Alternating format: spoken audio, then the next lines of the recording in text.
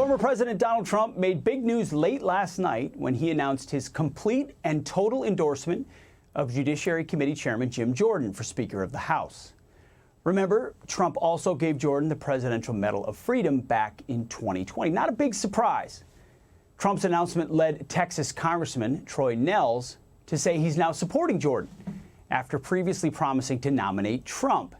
Though President Trump is still saying he will take the job temporarily if it helps the Republican Party. I hope he takes it just long enough to be there for the State of the Union, just to sit behind. It would have the highest ratings you've ever seen for a State of the Union, just saying. Now, Jordan's chief competitor for the seat will be House Majority Leader Steve Scalise of Louisiana. And the House Republican Conference is scheduled to meet on Monday and Tuesday to hear from both candidates and make their selection. Here now with the latest on all of this is the author of the great new book, To Rescue the Constitution, George Washington and the Fragile American Experiment. The host of Special Report, Bret Baier. Bret, thanks for being here. We are an ongoing experiment that remains fragile, Bret, and we'll get to that book in just a moment. But where are we right now in the speaker's race? Well, listen, the endorsement of former President Trump of the Judiciary Committee Chairman, Jim Jordan, Congressman from Ohio, is a big deal. I mean, let's just be honest. The former president carries a lot of weight in a certain part of the caucus, and it's significant. And one would think that now perhaps Jordan is in the pole position heading into the voting. But there are a lot of permutations, a lot of things that can happen. As we saw in Kevin McCarthy's speaker election that took 15 times. So Scalise is very much still in the picture. There was talk that Congressman Kevin Hern from Oklahoma was going to get in, possibly by the end of the day today, but so far he hasn't gotten into this race. So right now it's the two men, and when we get to Monday and then Tuesday, the official nominations will happen and the caucus members will hear from them. And Bret, I was looking forward to an interview you were going to do with all three of them on Monday that seems to no longer be happening, which might tell us something about the race too. Well, that's true. You know, we had lined up over the past couple of days, Congressman Jordan, Congressman Scalise locked in to be together. Then we heard that Congressman Hern was going to throw his hat into the ring into the speaker's race. He said he would do it too. We said, once you're declared, we're happy to have you sit all together, talk about the issues that Republicans face, how this is going to go, and we were going to do it all Monday on Capitol Hill. Somehow it got out. We were not going to put it out until Special Report this night, but in the morning it did.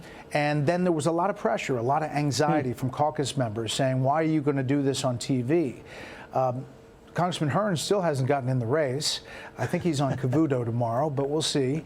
And we'll see how it goes. But they all pulled out. We hope to have them on eventually, but they want to talk amongst their caucus members first. We understand that. We were kind of offering the vessel to be able to talk to the American people. I would have liked to have seen that. You would have done a great job with it. But you can't blame the House Republicans for not wanting to air their differences publicly any longer at this point, considering what they've already been through. You know, Bret, I want to talk about your new book, which first, before we talk about your book, if you're interested in what Bret talks about right now, Sunday night, 10 o'clock, there's a Fox Nation special airing on Fox News as well, 10 p.m. Sunday, about your book, Bret, To Rescue the Constitution. You can't go wrong going with George Washington and the history on him. You know, we see it in hindsight, in neat and clean, but he saved this country.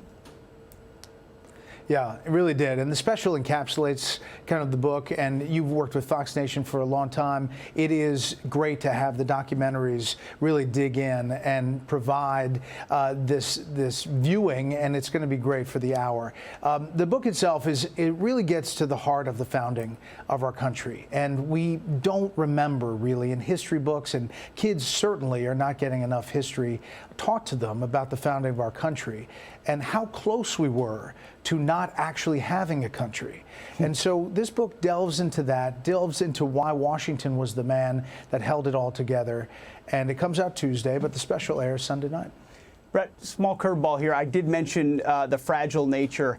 Are we about as fragile of a moment right now as, I mean, we've been through a Civil War, we've been through the 60s, we've been through difficult times, but have we ever seen political parties as distant as they are today? I mean, we know the Federalists and the Anti-Federalists had their differences back in the day, but How far are we on that precipice?